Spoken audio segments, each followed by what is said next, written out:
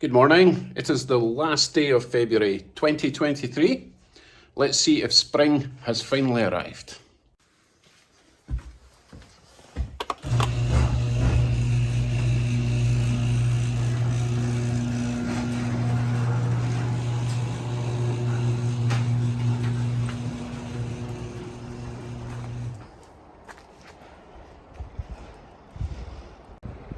Nope.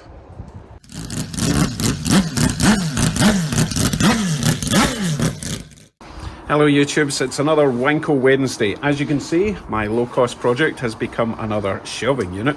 That's because I've finally sold the red truck.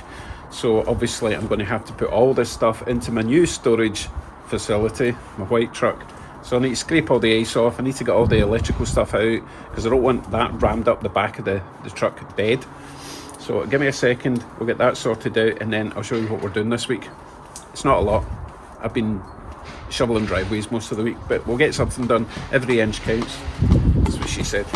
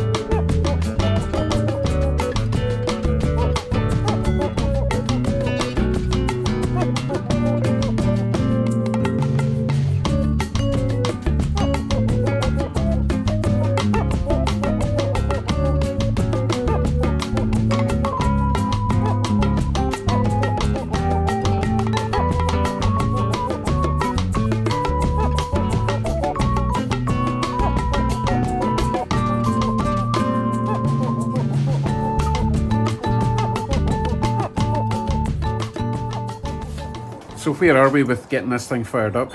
We are a tiny bit closer. Been waiting for parts, got more parts coming, and I've got some parts to show you. I have 3 ECUs to choose from, but after some research, N326 and N327 are for a naturally aspirated version, so they're no use. And this is an N333. Now apparently the turbo version is 1987 would be an N332, 1988 would be an N333. So this is definitely for a turbo model, and I'm hoping it's interchangeable. The only differences should possibly be fueling and timing tweaks. So I think we're good for an ECU. These little doodads are pressure sensors.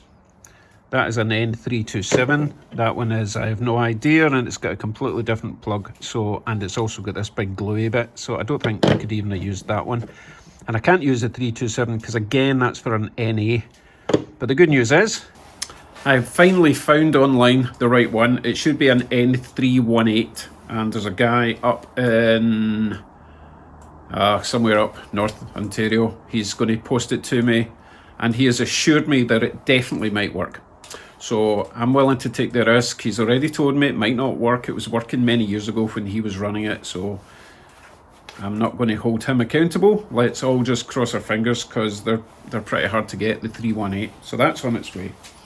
Also bought a couple of new things that we're going to need. Picked this up off Amazon. Not too expensive. One external fuel pump, because obviously we're going to need a fuel pump. And obviously I'm not running a standard fuel tank, so I don't need an internal fuel pump.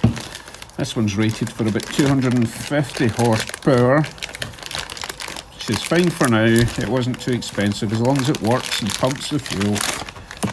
And obviously because it's external, I need to mount it to something. So I picked this up also on Amazon. And hopefully it will just slide right in. Isn't that pretty? Going for a sort of black and red theme. Oh, I need to unscrew that, but it should fit in nice and snug. There's not a huge amount of adjustability, but everything's new and thick. So I'll play with that, make sure that goes in, and figure out where I'm going to attach that to. Presumably it'll come out of the tank, whatever tank I get. I do have one in mind, it's on Amazon on my wish list, hint hint. It's not available at the moment, so don't rush out and buy it for me because it's not there. So yeah, the fuel will come out of the tank, it'll go into actually straight into this from the tank, then go to a filter, then go to the engine, then return and go back into the tank. That's the theory. I've also got some pipe on its way. Apparently it's 5/16, which sounds really small, but apparently that's what it is. And this is also 5/16. So I just need a bigger bit of pipe, a chunkier pipe, to go from there to the tank. Still need to source a few more parts, but hopefully one more trip to Duncan's up at Oscan Industries in Guelph. He should be able to sort me out with a few things I'll show you now. On this side of the engine, if you remember, I realised that I'm missing a whole bracket to hold these two mounting holes onto the engine somehow, otherwise the whole intercooler is going to flop about. So hopefully he'll have that. It's quite an elaborate bracket that goes from there, under there, down, and you can see some bolt holes down there it attaches to. So it would be a pain in the neck to fabricate myself, but if I have to do it, I have to do it. But it'd be easier just to get the part I need. Oh, I got a new fan belt finally. Now this is not the right, well, alternator belt. If you look down there, it doesn't really sit in the groove as much as it should. And it was quite hard sizing this up because this is the only thickness they have in Canadian Tire, which is just about, probably about 4mm too wide. Hence why it doesn't sit in the groove quite as deep as it should. It'll do for now, it'll get me going. But if you're looking for a quickie, this size is 32 inches. So I think the actual one that's a bit narrower is probably about 31 inches. But that'll do for now. There's enough adjustability, I can make that tight. What else do I need? Oh yeah, right, this is my MAF mass airflow thingamajig. And as you can see, this pipe going in is massive, and that's to connect down to the turbo, which is not massive. So I would need all sorts of reducers to go from there down and round and all that. So that's something else I'm hopefully going to get from Duncan if he's got one kicking about, save me a bit of hassle for now. And finally up here, remember this is broken off, a little overflow that goes to the expansion tank for the coolant. I would like to just replace this, but if Duncan doesn't have one of these, I'm going to have to repair it. So while I'm waiting for Duncan to get back to me, I think I will attempt to fix this. Let me just whip that off and I'll give you a closer look at how I'm going to hopefully achieve that. Well, bollocks. More repairs required, need to drill that out, but not right now. So my plan then is to clean this orifice up a little bit. Probably need to drill it a little bit bigger because I want to use this bit of pipe that I found lying about. You see how it's got a shoulder? I'm going to trim a little bit off of this side here down, because it can't stick through into the inside because the cap goes down and presumably seals that, and then when it expands it opens it up and the fluid goes through the hole. So that has to be flush, so it can only go in so far.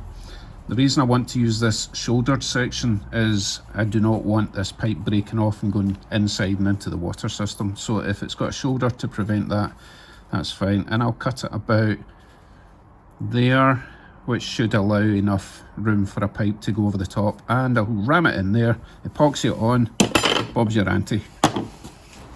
Oh look, I just found some JB Weld, even betterer. So let's do that.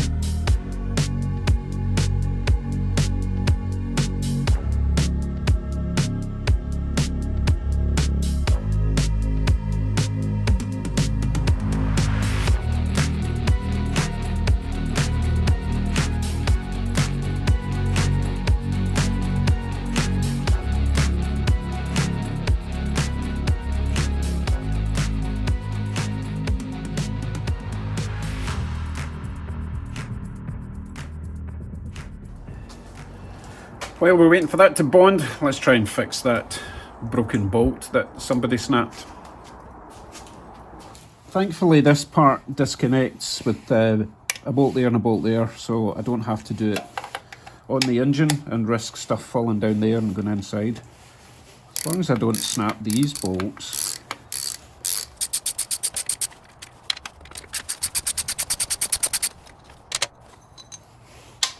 Okay, to the operating table.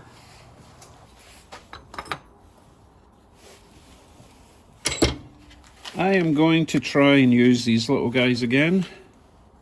I've had success with these in the past. I'm going to have to use the very smallest one that I've got. So I need to drill in the centre, obviously. And I'm going to use a 1/8 drill bit, which is kind of halfway up this little stud remover thing. It's a sort of reverse screw. You tap it in once you've got the hole, start screwing it anti-clockwise, and as it screws in anti-clockwise, because it's a reverse screw, it goes deeper and deeper and gets tighter and tighter. I'm going to take my time because I don't want to damage this housing.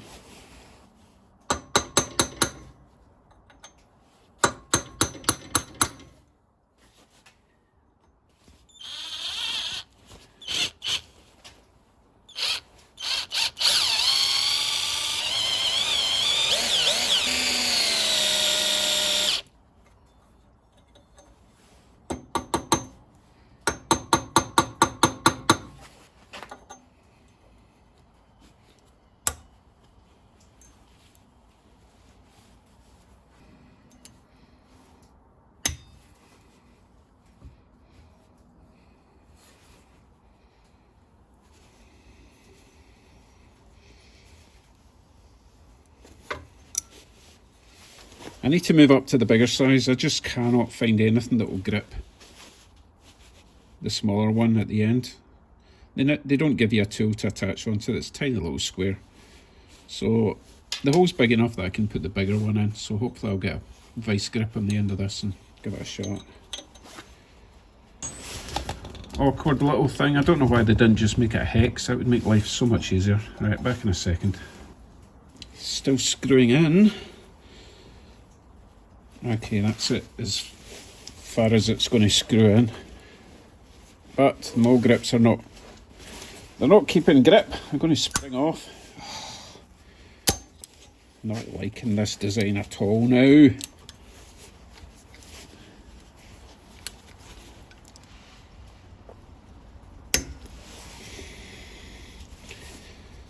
These are not designed to have a sideways action like this. I'll try it the other way, but there's not a lot of meat at the end of the mole grips. Hardest job's the most fiddly ones. Ow, ow, ow, ow, ow. Yeah, I managed to catch my skin in there. Lovely.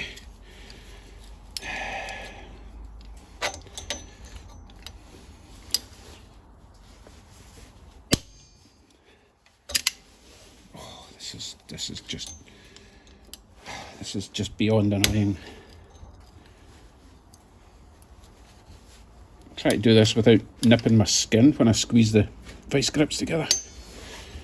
Right, let's try now. Well, that just broke my...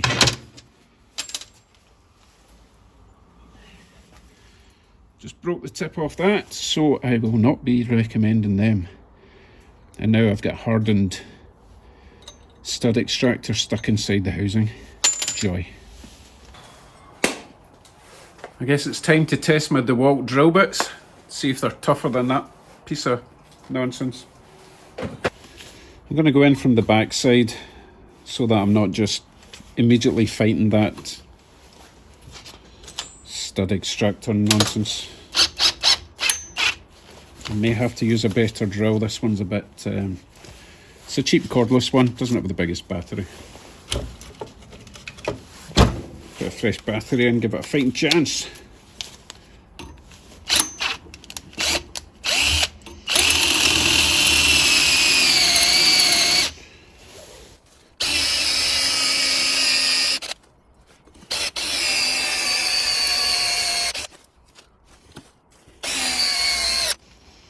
That'll be it hitting the stud extractor, I think. Oh. That was surprisingly easy. All hail DeWalt! Now, because I'm a glutton for punishment, I'm going to try and use the same stud extractor that broke off, since the hole's a little bit bigger now. Try again. At least I know I can drill it out. This could be a bad idea.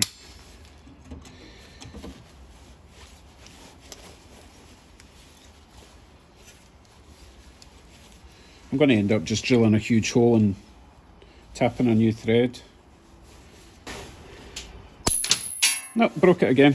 Right, let's just drill a massive hole and retap a thread and put a big bolt through it. I've got plenty of meat here anyway. So I persevered. I had to get the welder out and weld on a nut to that stud extractor and get that out, and then I put another stud extractor in and snapped that. But eventually I successfully broke my housing. I got a big crack around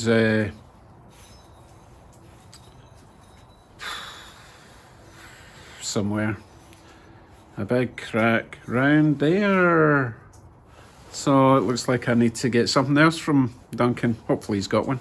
Anyway, let's see what else we can break today. I have to say, I'm not feeling very inspired today. What with the breakages and the crappy weather. It's sort of melting, but it's really cold and damp. Oh, while we're at this side, I did a bit of a mock-up with the exhaust, and as you can see, it's kind of sloping down the way. Now, at first I thought, oh, that's a bit goofy, I kind of want it flat. However, exhausts are pretty bad for collecting moisture, condensation, and the water sits inside the pipe. So if I left it kind of sloping like that, then the water should drain out rather than collect and rust from the inside. So I may just keep that. That will actually do for now, just when I fire it up, just so that I'm not getting flames at my feet, because I'll be probably standing around this area if it even fires up. Right, let's see if we can do something today. How about we get that belt tightened up and make sure it's running straight. Ideally, I'd like a tensioner to go from there up to there, but I don't have one, so the old levering technique will have to do. Try not to break my alternator.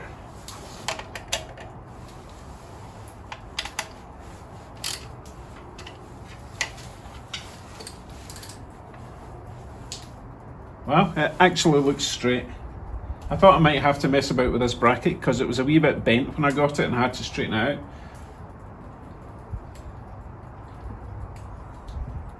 Yeah, I do. I think I need to bend this forward a little bit, so let me quickly take that off and rectify that.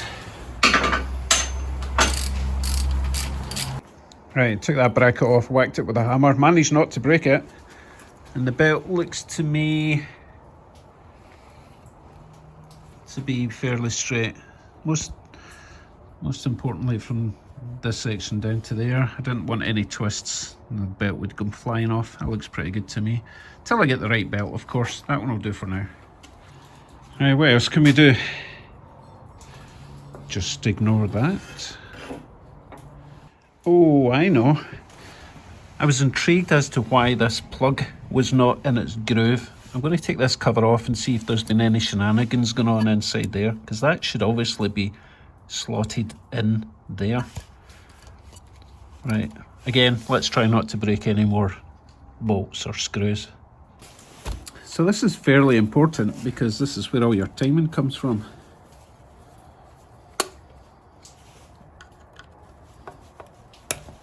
Yay, I didn't break them this time.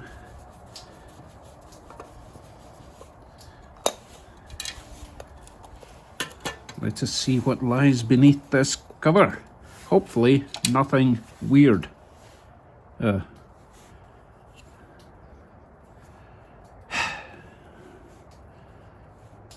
hope that's not important.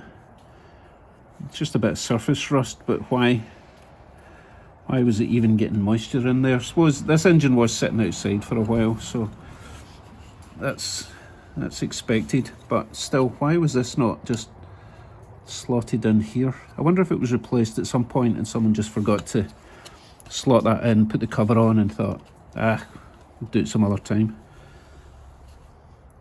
I'll give you a closer look in there. It looks good apart from that bit of surface rust at the top. So I don't really know what I'm looking at. I'm guessing that the pickup sensor is this black thing here. I mean, this actually looks quite new other than the surface rust, which, as you know, it can surface rust really quickly if it's in a damp environment. But yeah, you've got one of those magnety things there and one there, and then this presumably pickup sensor. I don't even know if I'm able to take this apart and clean it. Leave a comment. Should I just kind of leave it as is or dismantle it? It's also got this little nut here, which presumably you can swivel the whole thing, and that would be your timing adjust. But I'm not going to touch that because I don't know how to set the timing yet. I need to look into that. Anyway, I've slotted that back in. I'll put the cover back in for now, but leave a comment if you know much about this timing get up and if I can actually dismantle it and clean it up a bit. I would really like to get started on my wiring loom, but it is freezing on the floor. I need to spread it out on the floor and try and figure out where everything goes. So I'm going to have to wait till it's a wee bit warmer. I'm not up for crawling about in an unheated concrete floor. But what I have noticed is, for example, this is my airflow sensor, airflow meter sensor, whatever. That plug there goes into this. But then I noticed this looks exactly the same. So I think I've maybe got like 1.5 wiring looms here that I need to figure out. All sorts of things, like obviously this connection looks like battery power type stuff going on. Big chunky wires. Actually no, wait, there's one here. Oh, that's seen better days. I think I'll need to get some new battery terminals. Where's the other one? Yeah, I think I'll order up some new ones.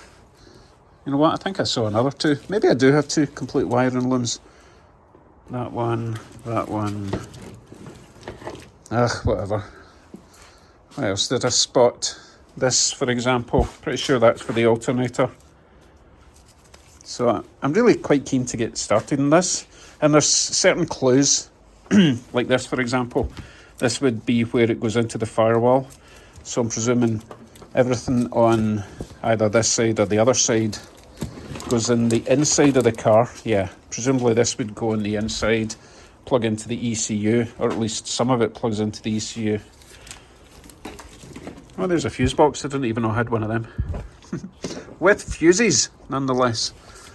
Big chunky wires there. I have no idea, but looking forward to find out. Oh, if you remember before, I had to get some of these old school fuses, and I got 100, a 60, a 40 and two 30s, but I realised it's actually an 80 I need, and I need 3 30s. But I was digging about in my shed and I found this. I have no idea what this is from, but it's got an 80 amp fuse and it's got another 30, and what's that? I've got a 50 at the top and a 40, so we're good for fuses. So happy with that, because they're actually quite hard to get and quite expensive. So not the most exciting of updates. I just seem to be waiting about for parts to arrive and waiting about for better weather to arrive. I'm not good with the cold, as you probably know. Anyway, talking of parts, thank you very much to my lovely Patreon and YouTube channel members for helping me get all these lovely new parts. Couldn't do it without you. If you want to help get these new parts, join Patreon or the YouTube membership thingamajig. Much appreciated. And to everyone else who just watches those annoying adverts for 10 seconds. Every little helps. Okay, as I say, I need to go and visit Duncan at Oscan Industries in Guelph. Hopefully he's got all the parts I need. And then hopefully next week we can get a lot more done. This week has been a write-off. But you got to keep moving forward. Every inch counts, as I said before. Take care, everyone. I'll see you soon.